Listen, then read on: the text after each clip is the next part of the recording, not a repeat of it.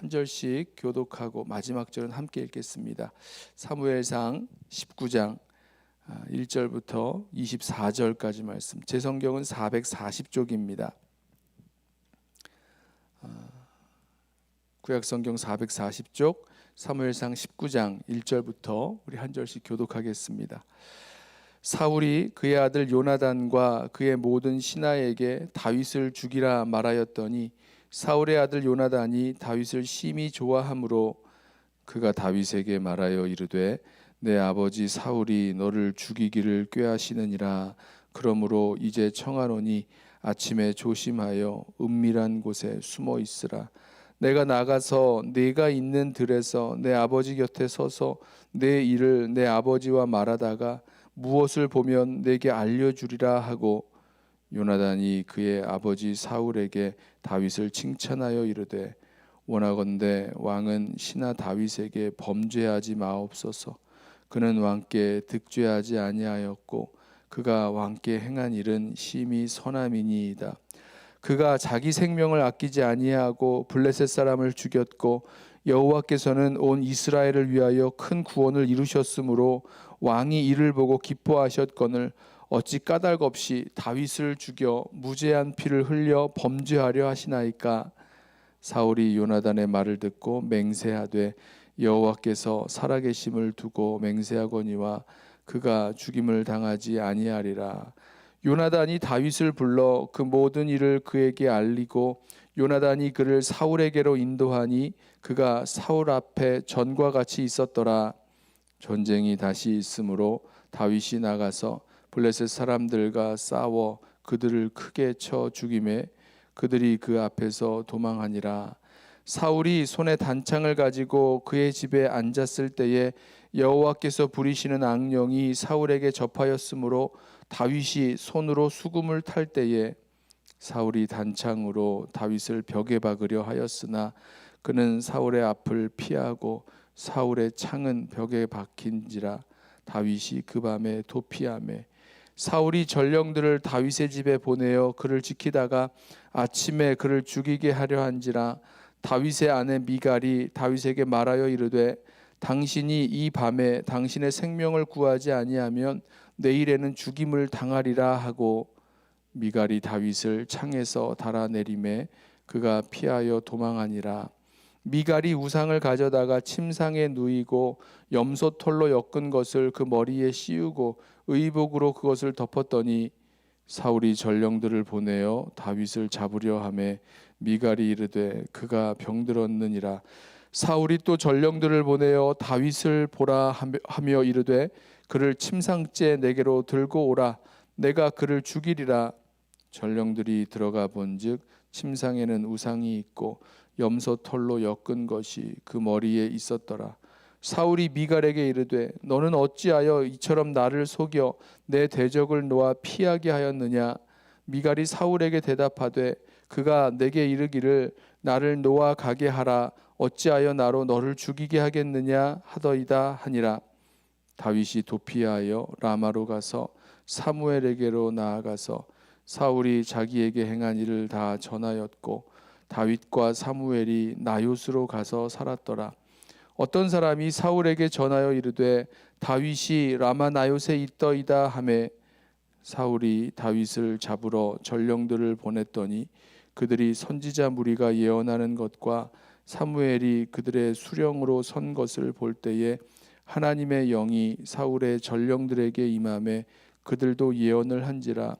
어떤 사람이 그것을 사울에게 알림해 사울이 다른 전령들을 보냈더니 그들도 예언을 했으므로 사울이 세 번째 다시 전령들을 보냈더니 그들도 예언을 한지라. 이에 사울도 라마로 가서 세구에 있는 큰 우물에 도착하여 물어 이르되 사무엘과 다윗이 어디 있느냐. 어떤 사람이 이르되 라마 나요스에 있나이다. 사울이 라마 나요스로 가니라. 하나님의 영이 그에게도 임하시니 그가 라마 나요스에 이르기까지 걸어가며 예언을 하였으며 그가 또 그의 옷을 벗고 사무엘 앞에서 예언을 하며 하루 밤낮을 벗은 몸으로 누웠더라. 그러므로 속담에 이르기를 사울도 선지자 중에 있느냐 하니라. 아멘.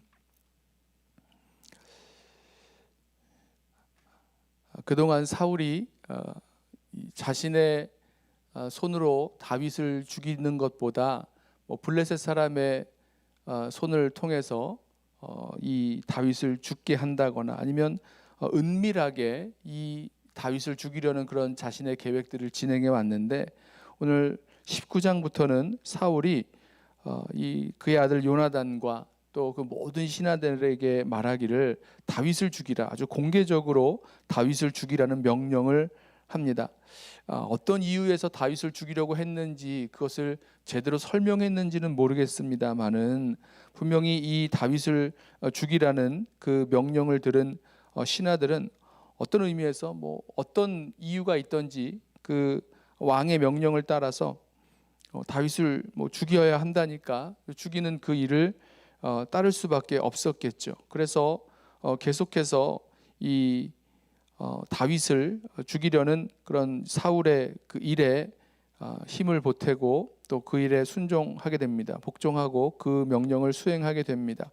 다윗은 그 사울의 그 살해 위협을 계속해서 받으면서 불안하게 피하면서 또 사울의 그 형편을, 그 마음을 살펴야 되는 그런 처지에 가게 되죠. 여기를 보면 다윗이 죽지 않도록 다윗을 도와준 사람들의 이야기가 계속 나옵니다. 처음에는 사울의 아들 왕자 요나단이 아버지가 사울 왕이 다윗을 죽이겠다고 공개적으로 말하는 것을 듣고 다윗에게 이것을 알리고 다윗을 숨기죠. 그리고 아버지를 설득하는 이야기가 나옵니다. 아버지에게 말하죠. 지금 다윗이 자기 생명을 아끼지 아니하고 블레셋과 싸워 이겼고 하나님의 큰 구원을 이루셨는데 어떻게 무슨 이유로 이 무죄한 피를 흘리려고 하는지, 그러지 말라고 하나님 앞에서 또 다윗에게 그 죄를 범하지 말라고 조언을 합니다. 그리고 사울이 그 이야기를 듣는 것 같죠. 하지만 그 이후에 이어지는 이야기를 보면 이 다시 블레셋과의 전쟁이 벌어지고 다윗이 다시 큰 승리를 얻게 되자 사울이 이것을 바라보고 다시 또 무엇인가 질투겠죠. 질투 같은 마음이 사울에게 일어납니다. 그리고 다시 다윗을 또 죽이려고 하는 일이 벌어집니다. 이 악령이 사울에게 이렇게 강하게 임하게 되자 이번에도 다윗을 불러다가 그 앞에서 이 수금을 타게 하고 노래를 하게 하는데, 그런데 이때 그렇게 되면 그동안은 그 악령이 좀 물러가고 사울이 다시 그 정신이 맑아지는 그런 일들이 벌어졌는데, 이번에는 사울이 자기가 갖고 있었던 단창을 이 다윗에게 던져서 다윗을 죽이려고 합니다. 그래서 간신히 이번에도 다윗이 그 단창을 피하죠. 그리고 도망을 치게 됩니다. 자기 집으로 도망쳤을 때에 이 사울이 전령들을 보내서, 군사들을 보내서 이 다윗을 끌어오게 하죠. 하지만 그 다윗의 아내 미갈, 사울의 딸이죠. 이 공주 미갈이 다윗을 숨겨줍니다. 다윗이 아프다고, 침상에 누웠다고 하면서 다윗을 그 창밖으로 도망가도록 다윗을 숨겨주고 다윗을 도망가게 해준 다음에 거짓말을 해서 사울의 군사들을 속이고 또 다윗이 도망갈 수 있는 그 시간을 벌어줍니다. 나중에는 다 발각이 되죠. 이 미갈이 다윗을 보내주었고, 그 다음에 이 우상을 침대에 누워서 다윗이 마치 아파 누워 있는 것처럼 이렇게 병든 것처럼 이렇게 속였다는 것을 다 이제 들통이 납니다. 그리고 나서 다윗이 이 사무엘 선지자가 있는 라마로 가게 되고, 이 사무엘 선지자가 다윗을 숨겨주죠. 그리고 함께 라마 나옳, 아마도 이 선지자들의 선지 학도들, 우리로 말하면 신학생들이라고 할 수 있겠죠. 이 선지자들의 선지 학교가 있는 라마 나옳에 다윗을 함께 거하게 합니다. 그때 사울이 군사들을 보내서 이 다윗을 잡아오려고 하는데, 그때마다 하나님의 영이 강력하게 그 사울의 전령들에게 임하여서 그들이 예언을 하게 되죠. 일종의 황홀경에 빠지게 되는 모습입니다. 한 번, 두 번 다윗이 번번이 이 군사들을 보낼 때마다 똑같은 일이 벌어지자 이번에는 직접 사울이 다윗을 잡아오려고 라마 나옳으로 가게 되는데, 그때에도 하나님의 영이 사울에게 강력히 임하여서 이 사울이 황홀경에 빠져서 옷을 벗은 채 예언하게 되는 그런 일이 벌어집니다. 결국은 다윗이 죽지 않도록 사울의 손에서 다윗을 구원해준 그런 손길들, 요나단, 미갈, 사무엘, 이런 손길들이 있었고요. 또 그 이후에는, 그 배후에는 하나님께서 다윗을 붙드시고 다윗을 살려주시는 하나님의 역사가 거기에 담겨 있는 거죠. 저는 말씀을 묵상하면서 어쩌다가 사울 왕이 이런 모습까지 되게 되었는가, 어떻게 이렇게 무슨 이유로, 대체 이 신하들에게 또 자신의 그 아들 요나단에게 다윗을 죽이라는 명령을 하였을 때 어떤 이유 때문에 다윗을 죽이라는 그런 명령을 하게 됐을까? 어떤 이유가 있어야 다윗을 죽이라고 할 수 있지 않겠어요? 근데 오늘 말씀 보면 그런 이야기는 나오진 않지만 이 사울이 뭐 여러 이런저런 이유를 들어서 다윗을 죽이라는 명령을 내렸을 텐데, 일종의 뭐 내란, 음모, 반역 뭐 이런 것들을 꾀했다 뭐 이런 얘기를 했을 것 같습니다만은, 어떻게 사울이 이런 모습, 뭐 사실은 말도 안 되는 거죠. 그 말을 듣고 뭐 누가 다윗이 내란, 음모, 사울 왕을 전복시키려는 그런 마음을 가지고 있었다느니, 이런 이야기를 들으면서 그걸 정말 믿을 사람이 있었을까? 아니, 어떻게 사울이 이렇게 다윗을 죽이라는 명령을 공개적으로 하고 계속해서 자기의 군사들을 보내서 다윗을 죽게 만들려는 그런 일들을 했을까? 어떻게 자기 마음을 설득을 했을까? 뭐 뭔가가 있어야 되잖아요. 자기의 마음도 그렇고 또 다른 사람들도 그렇고 또 그 명령을 수행하게 하는 그 군사들을 향해서도 그렇고, 어떤 이유로, 무엇 때문에 다윗을 죽여야 된다는 그런 이유를 대었을까? 이런 생각을 해보았습니다. 없지요. 아무리 설명을 해도 그 이야기를 듣는 사람들이 이해가 되지 않았을 것입니다. 아니, 대체 어떻게 다윗이 그런 일을 했을까? 어떻게 다윗이 사울 왕을 이렇게 배반하려고 했을까? 이런 생각을 했을 것 같아요. 지금 사울은요, 그 어떤 이유를 다 된다고 해도 실제로는 사울 마음에 있는 그런 질투하는 마음, 그 질투에서 비롯된 미움, 이런 것들이 다윗을 죽이려고 만들고 있는 것입니다. 요나단이 다윗을 죽이려는 그 사울 왕, 자기 아버지를 향해서 말하는 것을 다시 한번 들어보세요. 이런 말을 하죠. 다윗이 자기 생명을 아끼지 아니하고 블레셋과 싸웠습니다. 그리고 하나님께서는 우리에게 큰 구원을 베푸셨습니다. 다윗을 통해서 이스라엘을 구원하시는 그 놀라운 역사를 주셨습니다. 그런데 왜 다윗을 죽이려고 하는 겁니까? 까닭 없이 무죄한 사람의 피를 흘리지 마시옵소서 라는 이 요나단의 조언을 듣습니다. 여러분, 그때 이 사울 왕이 어떻게 되죠?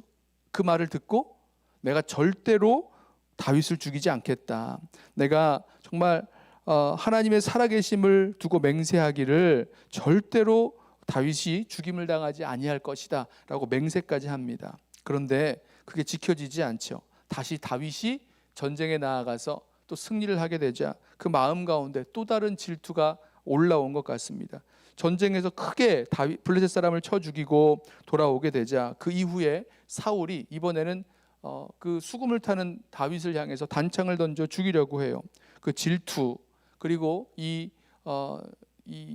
다윗을 향한 그런 미움, 이 복잡한 이 심정이, 이 마음이 결국은 다윗을 향해서 단창을 던지고 다윗을 집으로 간 그 다윗을 잡아오게 하고 라마나요스로 도피한 그 다윗을 잡으려고 군사를 계속해서 보내는 일까지 하게 만듭니다. 저는 이 사울의 아무런 명분이 없음에도 불구하고 이렇게 질투하는 마음을 가지고 이 다윗을 죽이려고 했었던 사울을 보면서 이 질투라는 마음이 얼마나 무서운지, 사람을 죽일 수도 있겠구나라는 것을 다시 한번 생각해 보게 됩니다. 그런데요, 여러분 한번 생각을 해 보시죠. 여러분, 정말로 질투해야 될 사람이 있다면 그 사람은 요나단이 아닐까라는 생각을 해봅니다. 무슨 말씀이냐면, 지금 사울의 왕권을 그 다음에 받을 사람, 그래서 사울을 이어서 왕이 될 사람이 누구냐면 요나단인데, 지금 이 요나단은요, 이 다윗을 향해서 결코 질투하지 않습니다. 이 다윗이 왕이 되어서 이제 후에 왕이 되면 왕위를 잃어버리는 사람은 물론 사울일 수도 있지만 요나단, 이 다윗의 사울의 아들 요나단이 그 왕위를 잃어버리게 되는 거잖아요. 그러면 이 다윗이 이 나라에서 이 이스라엘 사람들에게 이런 인기를 얻게 되고 또 많은 사람들이 다윗을 따르게 돼서, 그래서 결국은 다윗이 그 나라를 가져가게 된다면 그 일에 대해서 생각하고 질투해야 될 사람은 사울만큼이나, 아니 사울보다 더 이상으로 질투해야 될 사람이 요나단 아니겠습니까? 그런데요, 신기하죠? 사울 왕은요, 다윗을 향해서 그렇게 큰 질투를 벌이는데 요나단은 그러지 않습니다. 요나단은 다윗을 그토록 사랑했고 또 기뻐했고, 또 하나님께서 이 다윗을 통해서 이루신 그 구원을 볼 때마다 함께 기뻐하고 또 즐거워하는 그런 모습을 보게 됩니다. 여러분, 사울과 이 요나단의 이 차이가 어디서 나오는 걸까? 성경은 이 말을 설명하고 있지 않지만 저는 그것이 이 질투냐 아니면 함께 기뻐하는 것이냐, 이 차이를 만들어내는 것이 같은 편에 있다는 그런 의식이라고 생각을 하게 됩니다. 무슨 말씀이냐면 사울은 이 다윗을 다른 편으로 생각한 거죠. 하나님 나라, 하나님의 백성으로 하나님의 거룩한 싸움을 싸워 나아가는 같은 편에 서 있는 사람이라고 생각했던 이 요나단은요, 아버지에게 말할 때도 다윗이 자기 생명을 아끼지 아니하고 싸움을 싸웠고 하나님께서 이스라엘을 위한 큰 구원을 이루셨다. 지금 그래서 다윗이 거둔 그 승리가 하나님께서 하나님 백성들을 구원하시는 그 하나님의 싸움을 싸우는 그 싸움 가운데, 같은 편의 싸움 가운데 승리한 것이라고 생각하고 있는 것을 우리가 알게 됩니다. 요나단이 말하고 요나단이 다윗을 향해서 생각하고 있는 것들을 한번 오늘 이 사무엘상에서 나오는 말씀들을 다시 한번 생각을 해 보십시오. 분명히 이 다윗은 요나단을 향해서 같은 편이라는, 하나님 나라, 하나님 백성의 하나님의 거룩한 싸움을 싸우고 있는 같은 편이라는 의식을 분명히 가지고 있었습니다. 그러기에 질투하지 않는 거죠. 정말로 질투해야 될 사람은 사울 왕 이상으로 요나단이어야 했을 텐데 왕자 요나단은 그러지 않았습니다. 같은 편에 있었고요, 같은 편에서 하나님을 위한 하나님의 싸움을 같이 싸우고 있었기에 다윗의 승리를 볼 때마다 함께 기뻐하고 함께 즐거워할 수 있었습니다. 사울은요, 아니죠. 그렇지 않은 거죠. 이 다윗이 같은 편이라는 사실을 잃어버린 채 다윗이 이렇게 전쟁에서 승리하고 사울은 천천히요, 다윗은 만만이다 하게 된다면 결국 이제 나에게 남은 이 나라를 그에게 돌리는 것밖에 남지 않는다라고 해서 다윗을 자신의 대적으로, 자신의 원수로 여기고 있는 모습을 보게 됩니다. 그리고 그것이 결국 사람을 죽이게 만드는, 그리고 다윗의 일생을, 나머지의 그 모든 일생을 다윗을 죽이려는 일에만 온통 온 힘을 사용하게 만드는 그런 모습을 보게 됩니다. 인생을 다 낭비하게 되는 거죠. 사랑하는 성도 여러분, 저와 여러분의 믿음의 여정 가운데에도 어쩌면 사울이 갖고 있었던 그런 질투와 같은 마음들이 우리들 가운데 올라오게 될 때가 있을 것입니다. 그때 우리 기억하시죠?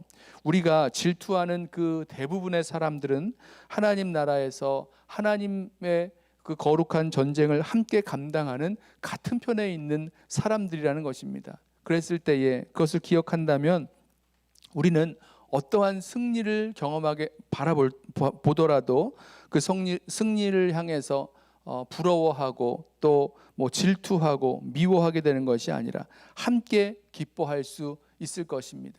우리 믿음의 동역자들 되고 또 함께 하나님 나라의 거룩한 싸움을 싸워 나아가는 우리 모든 성도 여러분, 우리가 주님 안에서 하나님 나라의 같은 편에 서 있음을 기억하시고 함께 한 마음으로 주님께서 맡겨주신 이 거룩한 싸움을, 성도의 믿음의 거룩한 싸움을 함께 싸우며 나아갈 수 있는 우리 모든 성도 여러분들 되시기를 예수님의 이름으로 부탁하며 축원합니다.